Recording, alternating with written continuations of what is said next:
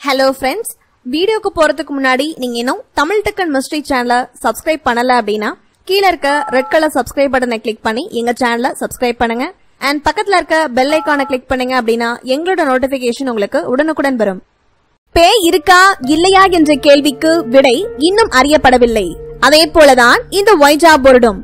ஆனால் இந்த ஒய்ஜா போர்டை வைத்து ஆவிகளுடன் பேச முடியும் என்று பெரும்பாலானோர்கள் நம்புகின்றார்கள். இந்த ஒய்ஜா போர்டு என்றால் என்ன? இது உண்மையா பொய்யா? இதற்கான அறிவியல் விளக்கம் என்ன? இதனை எப்படி பயன்படுத்துவது போன்ற பல தகவல்களை இந்த வீடியோ தொகுப்பில் பார்க்கலாம். இந்த ஒய்ஜா போர்டுக்கு அடிக்கல் நாட்டப்பட்டது 19ஆம் நூற்றாண்டில்தான். 1848 நியூயார்க் நகரத்தைச் சேர்ந்த ஃபாக்ஸ் சிஸ்டர்ஸ் என்று அழைக்கப்பட்ட லீ மார்கரெட் மற்றும் கேட் என்பவர்கள் தங்களால் ஆவிகளுடன் பேச முடியும் என்றும் ஆவிகள் இவர்களிடம் சுவற்றில் அடித்து பதில் கூறும் என்றும் கூறியுள்ளார்கள். இதற்கு பிறகுதான் இறந்தவர்களுடன் பேசப்படும் ஷான்சஸ் அமெரிக்கா முழுவதும் வலம் வர ஆரம்பித்தது. 1862 ஆப்ரகாம் லிங்கனின் மனைவி தன்னுடைய இறந்து போன 11 வயது மகனுடன் ஷான்சஸ் நடத்தியுள்ளார்.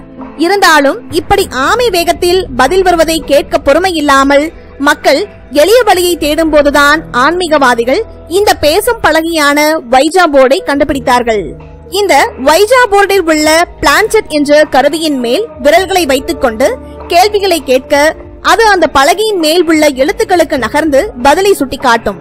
இந்த போர்டை தான் பால்டிமோரை சேர்ந்த சார்லஸ் கென்னட் மற்றும் அவரின் நண்பர்கள் சேர்ந்து ஒய்ஜா போர்டு என்ற பெயரில் தயாரித்து விற்றார்கள். இதற்கு காப்புரிமையும் பெறப்பட்டது. இந்த பலகையின் பேருக்கு பின்னால் ஒரு பெரிய கதை உண்டு. இதற்கு பெயர் வைத்தது ஒரு ஆவி என்றும், இந்த பலகையை சோதித்து பார்க்க நினைத்தவர்கள் அதற்கு என்ன பெயர் வைக்கலாம் என்று அந்த பலகையிடம் வினவிய போது ஒய்ஜா என்று காட்டியது என்றும், ஒய்ஜா என்றால் என்ன என்று கேட்டபோது குட்லக் என்று காட்டிவிட்டு உடனே குட்பைக்கு அந்த பிளான்செட் நகர்ந்தது என்றும் ஒரு கதை உண்டு. இந்த கதை அனைத்தையும் ராபர்ட் பார்ச் என்பவர் ஆராய்ந்து கண்டறிந்துள்ளார். இந்த ஒய்ஜா போர்டை கண்டறிய பல நாட்கள் ஆகியிருந்தாலும் இந்த ஒய்ஜா போர்டால் கண்டறியப்பட்டவை ஏராளம்.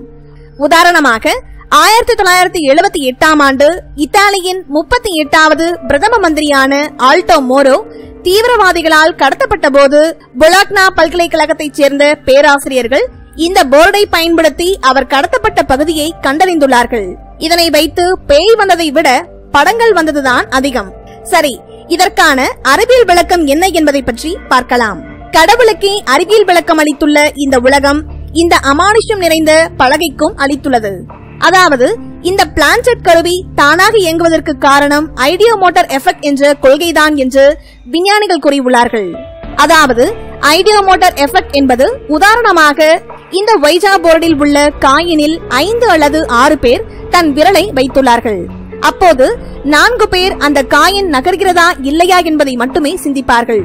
ஆனால் ஒரே ஒரு நபர் மட்டும் அந்த காயின் நகர வேண்டும் என்று தன் ஆழ் மனதில் இருந்து சிந்தித்துக் கொண்டே இருப்பார். இந்த இடத்தில்தான் அவரை அறியாமல் அவரின் விரல் நகர்ந்து கொண்டே செல்லும்.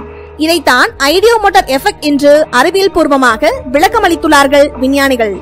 இந்த ஒய்ஜா போர்டு மூலமாக ஆவிகளுடன் பேச முடியும் என்று சிலர் நம்பலாம், சிலர் நம்பாமல் இருக்கலாம். என்னை பொறுத்தவரையில் அறிவியல் பூர்வமாக கூறப்பட்டுள்ள இந்த ஐடியோ மோட்டார் எஃபெக்ட், அதாவது நம்மை அறியாமலே நாம் அன்கான்சியஸ் மைண்ட் எனப்படும் அடிமனதில் நமது உடலில் அசைவுகளை ஏற்படுத்துகிறது. இதைத்தான் நான் நம்புகிறேன். ஆனால் சிலர் இதனை நம்பலாம்.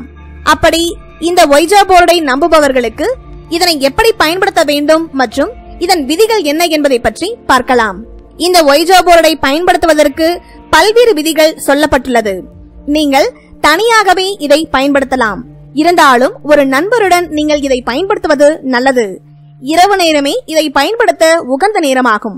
உங்கள் அறையில் இருக்கும் விளக்குகளை அணைத்துவிட்டு மெழுகுவர்த்தி வெளிச்சத்தை மட்டும் பயன்படுத்த வேண்டும். அறையில் வேறு எந்த சத்தமும் இல்லாமல் பார்த்துக் கொள்வது மிகவும் முக்கியமாகும்.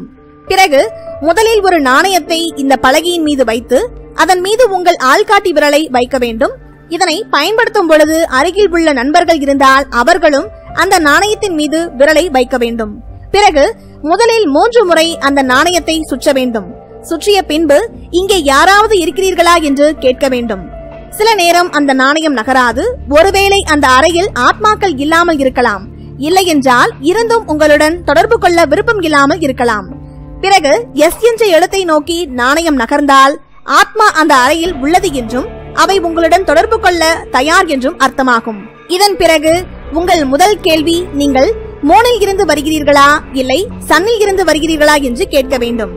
பிறகு நாணயமானது மூன் படம் பக்கமோ அல்லது மூன் என்ற எழுத்துக்களையோ நெருங்கினால் அந்த ஆத்மா பொய்களை அதிகமாக கூறக்கூடியது தீய ஆத்மா என்று அர்த்தமாகும். சன் என்றால் அது உண்மையை பேசும் நல்ல ஆத்மா என்று கூறப்படுகின்றது.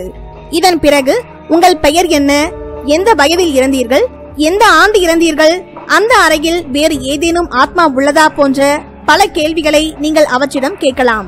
உங்களின் இந்த கேள்விகளுக்கு அந்த நாணயம் ஒவ்வொரு எழுத்தாக நகர்ந்து பதில் சொல்லும். அவற்றை ஒரு காகிதத்தில் எழுதி வைத்தால் சுலபமாக நீங்கள் புரிந்து கொள்ளலாம். பிறகு அந்த நாணயம் Z முதல் A வரை அல்லது 9 முதல் 0 என்று வரிசையாக நகர்ந்தால் அவை தொடர்பை முடித்துக் கொள்ள முயல்கிறது என்று அர்த்தமாகும். அந்த நிலையில் நீங்கள் குட் பை என்று சொல்லி முடித்துக் கொள்ள வேண்டும். நாணயம் குட் பை என்ற எழுத்திற்கு நகர்ந்த பிறகே நீங்கள் நாணயத்தில் இருந்து விரலை எடுக்க வேண்டும். அதற்கு முன்பு எந்த காரணத்தை கொண்டும் நீங்கள் விரலை நாணயத்தில் இருந்து எடுக்கக்கூடாது. இதே போன்று பல விதிமுறைகள் உள்ளது. இந்த ஒய்ஜோ பலகை முற்றிலும் பொய் என்று நிரூபிக்க பல ஆராய்ச்சிகள் நடந்து கொண்டிருந்தாலும் மக்கள் அதை நம்புவதும் அனுபவித்ததாக கூறப்படும் கதைகளும் சமூக வலைதளங்களில் உலா வருகின்றன. ஒருவேளை நீங்கள் ஒய்ஜோ போர்டு மூலமாக ஆவிகளுடன் பேசியிருந்தால் அந்த அனுபவத்தையோ அல்லது உங்களின் நண்பர்களின் அனுபவத்தையோ நீங்கள் பகிரலாம். இந்த வீடியோ பத்தின உங்களோட கருத்துக்களை கீழே கமெண்ட் பாக்ஸ்ல மென்ஷன் பண்ணுங்க. கீழே இருக்க ரெட் கலர் சப்ஸ்கிரைப் பட்டனை கிளிக் பண்ணி எங்க சேனலை சப்ஸ்கிரைப் பண்ணுங்க. அண்ட் பக்கத்துல இருக்க பெல் ஐகானை கிளிக் பண்ணீங்க அப்படின்னா எங்களோட நோட்டிபிகேஷன் உங்களுக்கு உடனுக்குடன் வரும். தேங்க்யூ.